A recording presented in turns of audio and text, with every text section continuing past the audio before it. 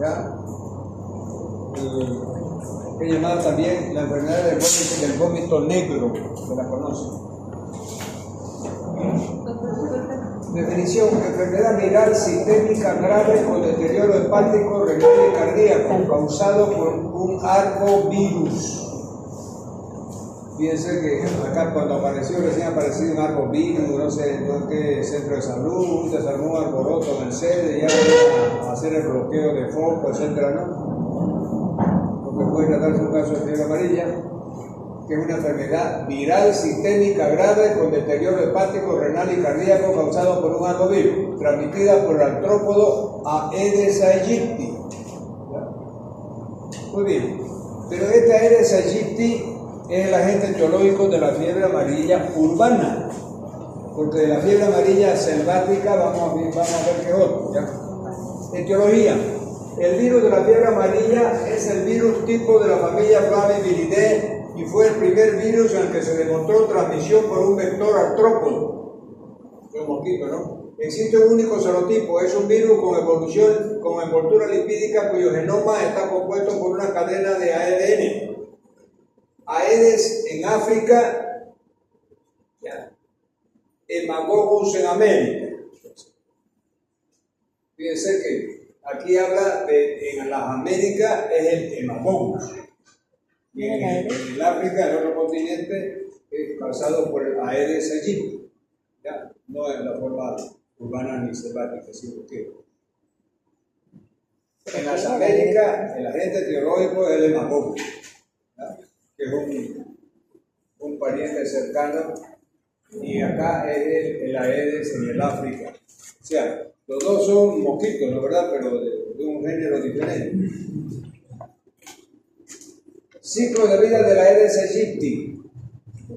Vamos a ver el Aedes aegypti. Hemos visto que pone huevo la hembra, huevo pegado al recipiente, sale la larva de los 7 a 14 días, de 2 a 3 días durante 2 a 3 días son pulpa, después viene el criadero real o potencial y ya viene el mosquito adulto, que es el que está volando.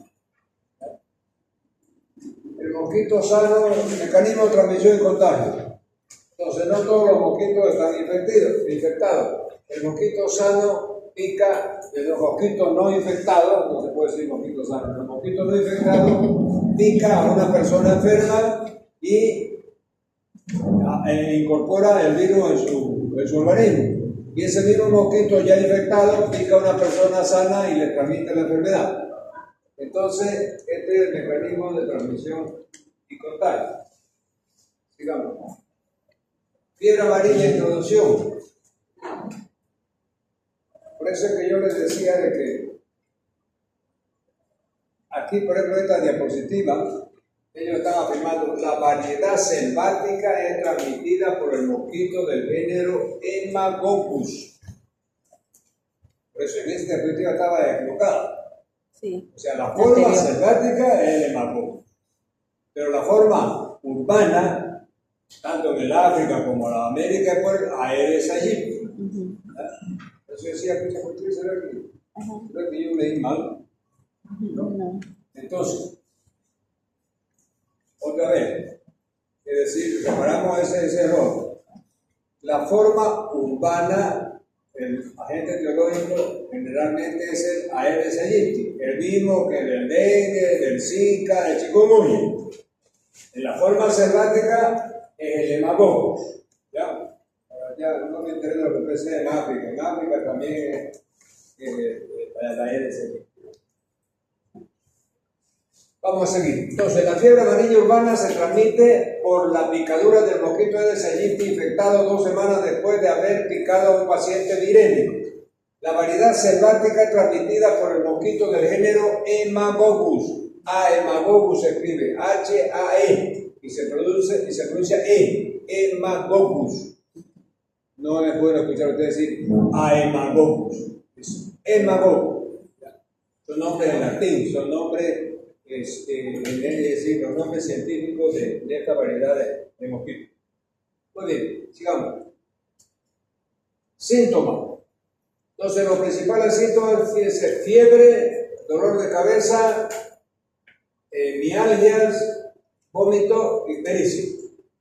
Fíjense que por eso que esta enfermedad es llamada la enfermedad del vómito negro, porque generalmente cuando ya está un periodo de estado el paciente tiene vómito de color negro como hachi de café, se llama borra de café, ¿la verdad? ¿Y qué quiere y por qué? Porque esa sangre en el estómago, esa hemorragia de la mucosa gástrica, ya está semidigerida y ya toma ese aspecto en borra de café, es un vómito negro. Por eso se la conoce esta enfermedad como la enfermedad del vómito negro. ¿Ya? Muy bien, entonces fiebre, como tu nombre lo indica, fiebre. Amarilla porque produce ictericia. ¿Qué es la ictericia? Es el color amarillento que se observa en la palma de la mano, palma de los pies, mucosa bucal y sobre todo en la conjuntiva de los ojos. Y es debido al aumento de la bilirrubina, ya tanto directa e indirecta, que es un pigmento biliar producido por el hígado y que sale junto con la bilis, ¿no verdad? Y es segregado en la huella de Bartter en la segunda porción del duodeno. Entonces, al haber hiperbilirrubinemia, se tiñe la conjuntiva, se tiñe la piel amarillenta, inclusive se nota más en la palma y planta de las manos y de los pies, en la mucosa bucal, pero lo más llamativo y que rápidamente el médico detecta clínicamente es la ictericia en la conjuntiva, ¿no? Color amarillo en la conjuntiva. Muy bien, además de eso hay dolores musculares, hay cefalea, mialgia, que son los dolores musculares, hay vómito, generalmente negro, hay ictericia, cara, lengua y ojos rojos, disminución del gasto urinario, arritmias cardíacas, delirio, convulsiones, coma y muerte, sangrado espontáneo de mucosa. Entonces, fíjense que estos pacientes, gran porcentaje se complican, ¿ya? O sea que la ictericia comienza a ser leve, después aumenta, comienzan a aparecer arritmias cardíacas, convulsiones y delirios, fíjense, por la gran hiperbilirrubinemia que lleva convulsiones, coma y muerte, sangrado espontáneo de toda la mucosa. Entonces, además comienza a tener epistaxis, además de la hematemesis, esa que es el vómito negro, puede tener epistaxis, hemoptisis, puede tener gingivorragia, puede tener petequia, equimosis, púrpura, hematoma, ¿verdad? Toda esa gradación que ya hemos visto, es el lenguaje de la hemorragia, si es en piel, si es por orina, por ejemplo, si sangra por orina, ¿qué se llama? Si es por la nariz, epistaxis. En el sistema, en el tejido celular subcutáneo, si es multiforme, es petequia. Si es más grandecita, equimosis. Si es más grande, como cuando le tiene un puñete el hombre a la mujer y le moretea el ojo, eso es púrpura. Puede ser al revés también, porque la mujer le tiene el puñete al hombre, pero no digan porque el doctor es más chico. Entonces, eso es púrpura.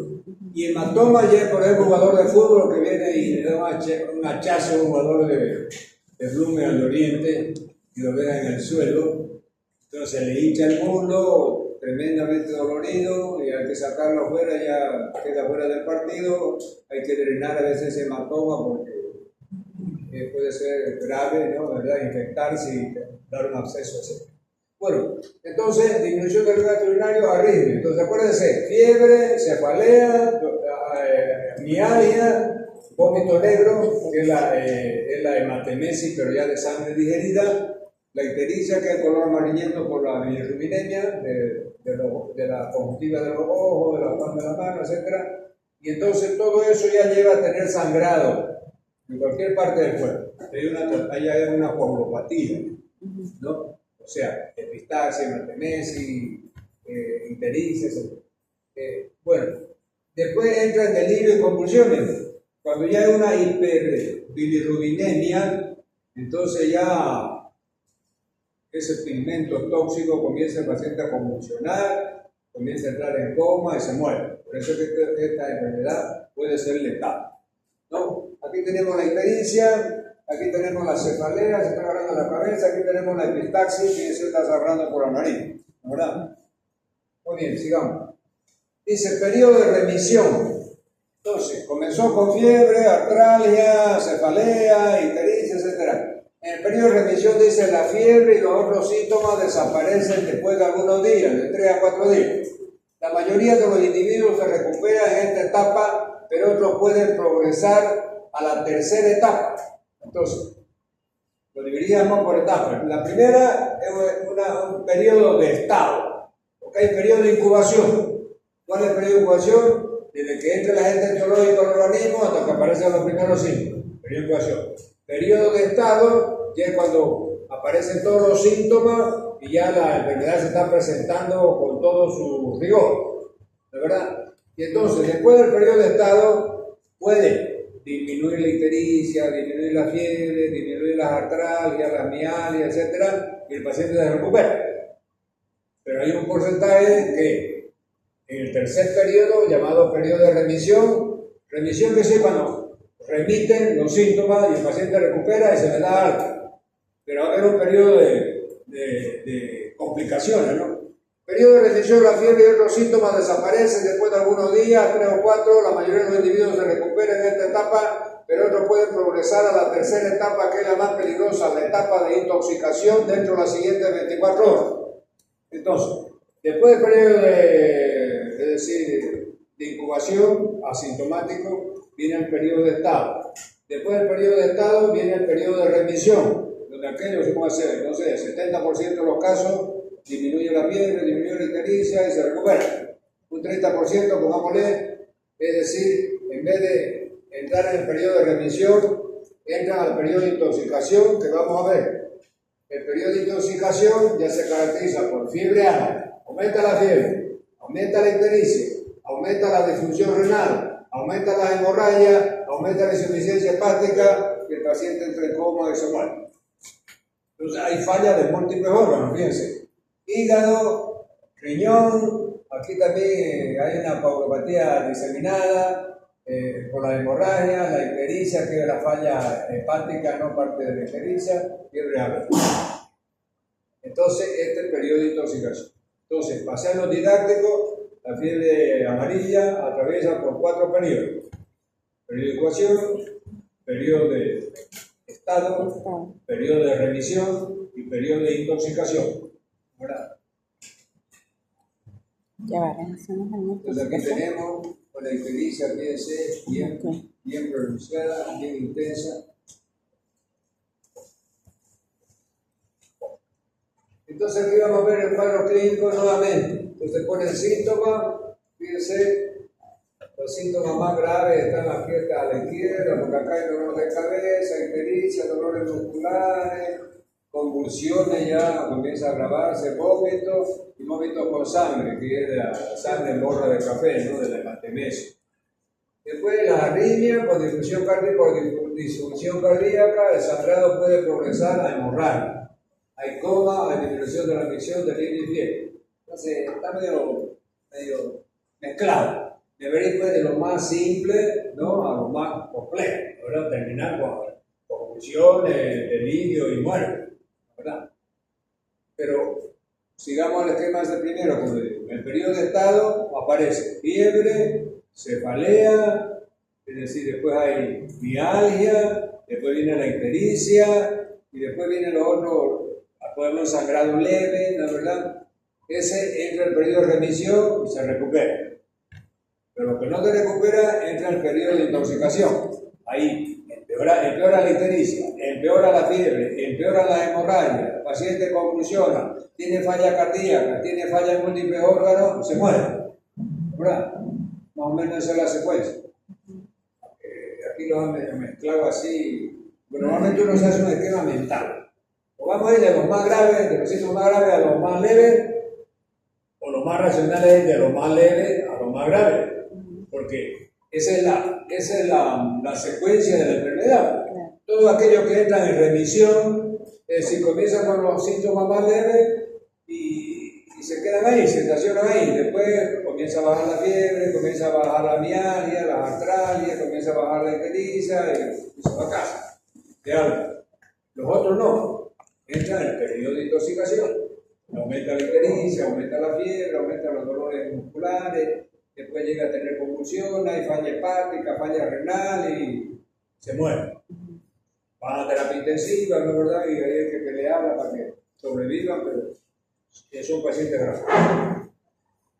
Muy bien, diagnóstico. Entonces, ¿cómo se hace el diagnóstico de la fiebre amarilla? Entonces, por la sintomatología clínica, ¿verdad?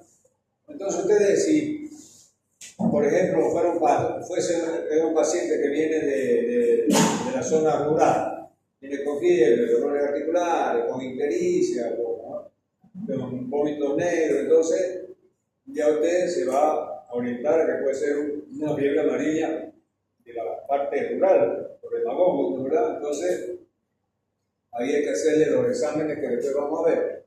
Aislamiento del virus en sangre y líquido cefalorraquídea en la fase de viremia. Entonces, cuando se piensa de que el virus ha salido de los tejidos y ya está en torrente circulatorio, se va a hacer un cultivo. O sea, siempre se hace un cultivo, ¿verdad? Porque se piensa en una enfermedad infecto-contagiosa y usted no sabe cuál es, porque hay también la enfermedad infecto-contagiosa y no se sabe si es bacteriana, viral, etcétera, no, o parásitos. Entonces, lo primero que hace un cultivo. Prometen que el cultivo va a demorar 5 días por lo menos. Entonces, a veces esos 5 días hasta venir el resultado del hemocultivo o cultivo en líquido cefalorraquídeo si ya hay síntomas neurológicos, ¿verdad? Pero hay que hacerlo. Técnica de inmunofluorescencia en cultivo celular. Captura de IgM por medio de ELISA. Entonces, primero entonces, hemocultivo. Si ya está con síntomas neurológicos, bueno, también se hace un cultivo en líquido cefalorraquídeo, pero se comienza siempre con hemocultivo. ¿Ya? Y dosaje de antígenos y anticuerpos, que es el examen de ELISA, que se ha hecho mucho durante el COVID, ¿se acuerdan? ¿No? Para ver los IgG y IgM, los anticuerpos. Y se hace la inmunofluorescencia. Yo le voy a preguntar cuáles son los exámenes para hacer diagnóstico de fiebre amarilla. Entonces, hemocultivo, inmunofluorescencia y test de ELISA. Cualquiera de esos. Se comienza por lo más barato a veces, ¿no? Lo más barato, por ejemplo, el técnico de inmunofluorescencia no es tan barato. El ELISA estaba barato, yo me acuerdo, el ELISA era 400 bolivianos al comienzo de la pandemia o en media pandemia, y en la PCR, por ejemplo, era 1200. Para el bolsillo de un particular es mucha plata, ¿no? Ahora, si tienes un seguro, no hay problema porque paga el seguro, ¿no? Pero con pacientes públicos ya es mucho. Entonces hay que nomás hacer el cultivo nomás con antibiograma, ¿no? Que a veces le cogen la sangre en los centros de salud, lo mandan a los hospitales y después llega tarde. Entonces aquí no. Si se sospecha fuertemente de una fiebre amarilla, hay que encaminarlo directamente a un hospital mínimo de segundo nivel, ¿no? Que son los hospitales provinciales, los municipales que están ahí en la cuenca de la isla, ¿no? Si están en tercer nivel, mejor, pero mínimo un segundo nivel, donde hay laboratorio y lo pueden hacer todos estos exámenes gratuitamente. Entonces, 3 tipos de exámenes: ELISA, inmunofluorescencia y hemocultivo. Ese es para el diagnóstico de fiebre amarilla. Sí, vamos. Paraclínicos complementarios. O sea, ¿qué otro examen? Entonces le puede hacer un hemograma y el hemograma que va a venir leucopenia con linfopenia. O sea, en la forma leucocitaria los leucocitos van a estar disminuidos. ¿Cuánto es el valor del número de leucocitos normales? Según Guyton, ustedes no cursaron fisiología conmigo, ¿no? Según Guyton es de 6.000 a 9.000. Por arriba de 9.000, leucocitosis. Por abajo de 6.000, leucopenia. Entonces, aquí hay leucopenia.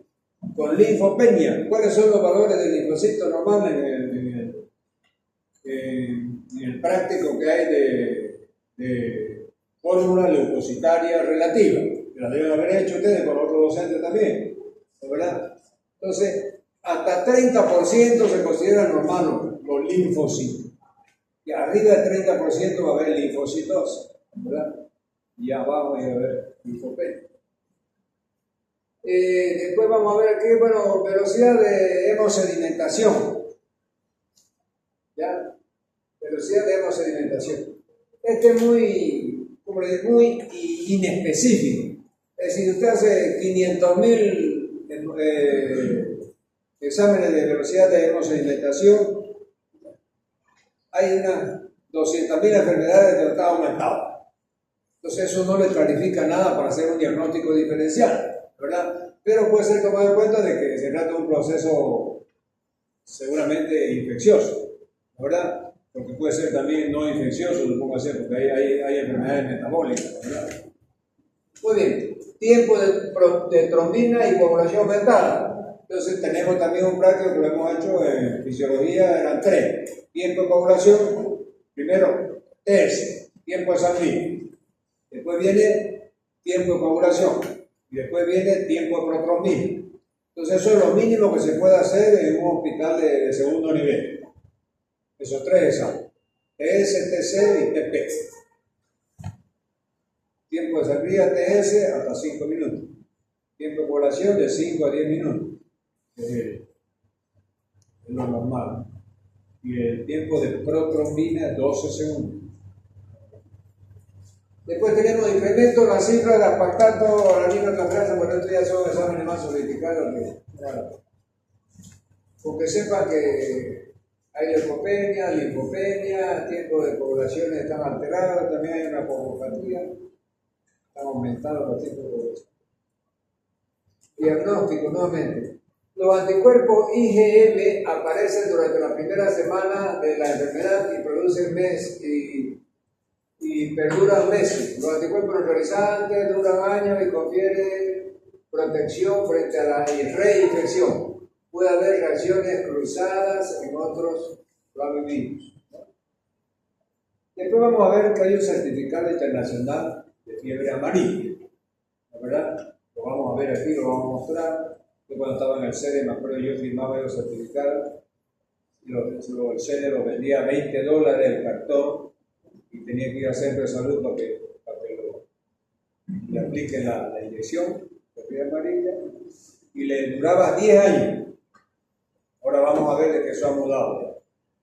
Pero antes, cada 10 años había que ponerse un refuerzo para otra vez sacar, si tenía que viajar, por ejemplo, a un país donde no hay fiebre amarilla, Estados Unidos, Canadá, toda la parte de Europa, etcétera. Allá en el aeropuerto, lo primero que le piden, lo pedía por lo menos antes y ahora siguen pidiendo, es su certificado internacional de la fiebre amarilla.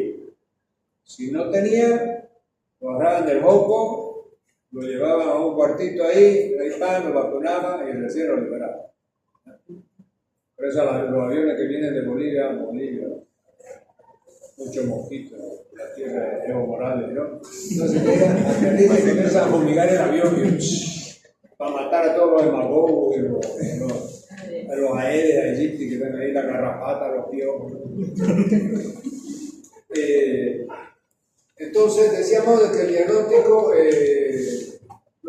como habíamos visto, en el tiempo del COVID, el ELISA, es decir, los anticuerpos IgM aparecen primero, ¿verdad? Durante la fase aguda. Si los anticuerpos IgM estaban aumentados, quiere decir que estaba en pleno proceso de COVID. Y después después de una semana, 10 días, comienza a bajar la IgM y comienza a subir la IgG. Entonces ya ahí se decía que ya estaba en el periodo del post-crítico, o sea, uno era el periodo agudo y otro ya en la fase media crónica. Ya el virus ya no estaba presente, sino estaba presente su anticuerpo que el organismo había producido para destruir al virus. Entonces, por eso es que los test de ELISA, tanto para varias enfermedades, se utiliza ese mismo principio del test de ELISA, que es la producción de anticuerpos. Los IgM son precoces, aparecen durante la infestación o infección, ¿no? Y los IgM aparecen posteriormente. Pronóstico. La recuperación es lenta pero completa en los supervivientes. La mortalidad global es de 5% en poblaciones de regiones endémicas, aunque en los casos graves, por insuficiencia hepática y renal, pueden fallecer hasta el 20 a 50% de los pacientes habitualmente a los 110 días del inicio de la enfermedad. Entonces, fíjense, aquellos que complican, la mitad se mueren. Van a terapia intensiva, pero mueren por fallas múltiples de órganos, sobre todo insuficiencia hepática y insuficiencia renal. ¿Ya? Con trastorno hemorrágico, ictericia alta, que lleva a la insuficiencia hepática.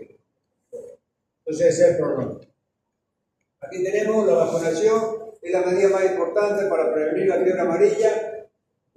Para prevenir las epidemias en zonas de alto riesgo con baja cobertura vacunal es fundamental que los brotes se identifiquen y controlen rápidamente mediante la inmunización. Entonces, vacuna. Entonces aquí, permanencia, medidas de prevención, permanencia en área cerrada con aire acondicionado, uso de mosquiteros, uso de prendas de vestir. Entonces, todas estas medidas son lo mismo que se usaban para el caso del paludismo, ¿no? ¿Verdad? De todo lo que son transmitidos por algún vector, por ejemplo, artrópodo, por los mosquitos, ¿verdad? Entonces, pero esto se hace para proteger una familia o un individuo que va a la zona rural, supóngase. Mosquitero, repelente, manga larga, jean, que no haya nada aparte del cuerpo descubierto donde pueda picar el mosquito, ¿verdad? Pero ya cuando es una epidemia, hay que hacer ya una operación de guerra, hemos visto, ¿verdad? Hay que hacer destrucción del criadero, uso del herbicida y el uso de insecticida. Lo mismo en paludismo que ustedes, ¿no? ¿Ya di paludismo ustedes? Ya di, ¿no? Paludismo no. ¿No? ¿Sí? No, paludismo no. Bueno, si no le he dado, solamente lo voy a dar porque aquí está Lo vimos en dengue. Está en el tema oficial, en el texto oficial está, inclusive Estos no están en el texto. No, paludismo todavía no. ¿No le da, no? No. Todavía. Entonces está pendiente. Ya, sigamos entonces esto. Fiebre amarilla, fíjense ustedes aquí. Otra vez, decir, aquí está. Informarse con tiempo y se debe aplicar al niño antes de viajar. Ponerte ropa con manga larga y colores claros. Usar repelente según indicaciones. Después utilizar mosquiteros. Entonces, mosquiteros, repelente, ropa larga, lo que se puede evitar la picadura del mosquito, ¿no? Aquí hay un resumen de cuáles son los síntomas, cuál es el vector, cuál es la vacuna que se da, ¿no? Eso lo hemos visto. Y aquí, ¿quiénes no deberían recibir esta vacuna? Porque esta vacuna es procesada sintéticamente en los laboratorios y tiene un componente que es la clara de huevo.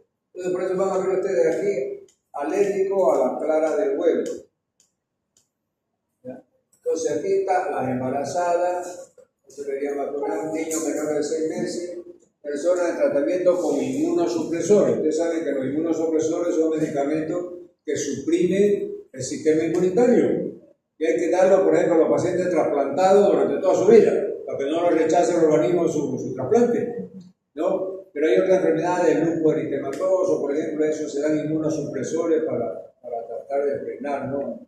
Entonces, esos pacientes que están en tratamiento con inmunosupresores, ¿dónde están? Inmunosupresores, también está contraindicado la vacuna contra la fiebre amarilla. Personas trasplantadas o con VIH, tumores malignos, que generalmente están con inmunosupresores.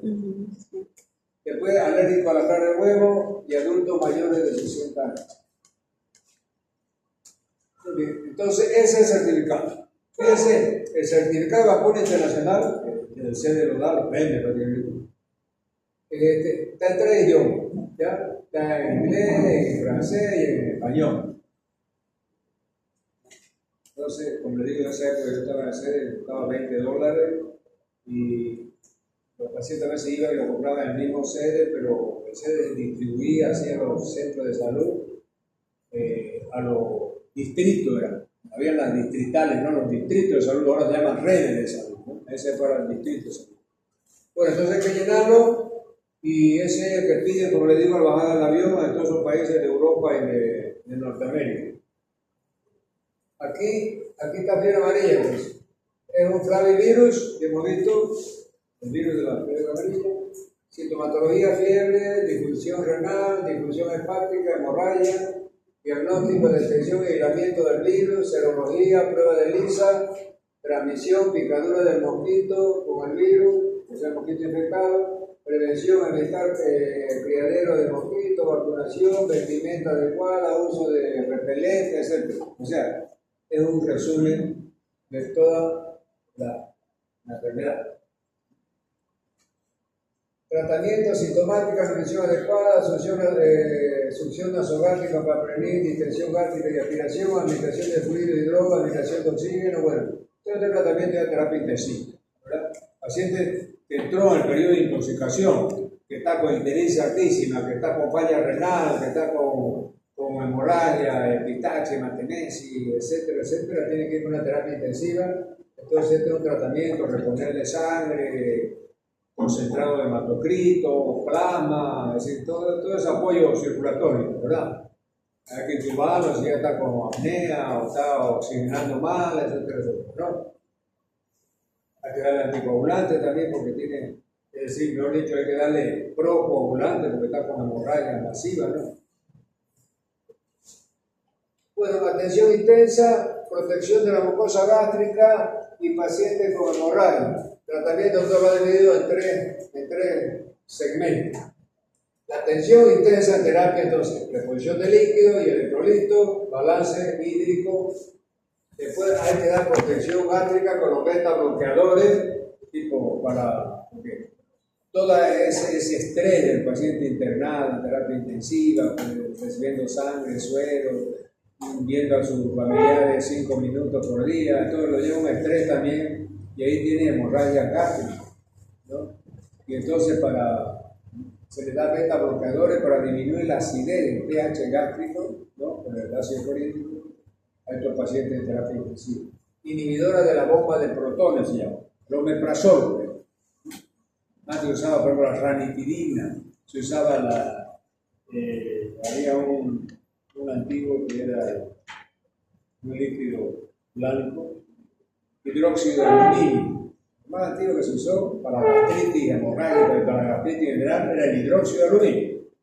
Después vino la ranitidina, que se usa hasta ahora en inyectable. Y ahora ya el omeprazol, pero también la ranitidina es lo venoso que sirve de glucosa. Bueno, pacientes con hemorragia, sangre fresca, plasma fresco, gluconato de calcio, fitomenadiona, o sea, vitamina K para combatir la hemorragia.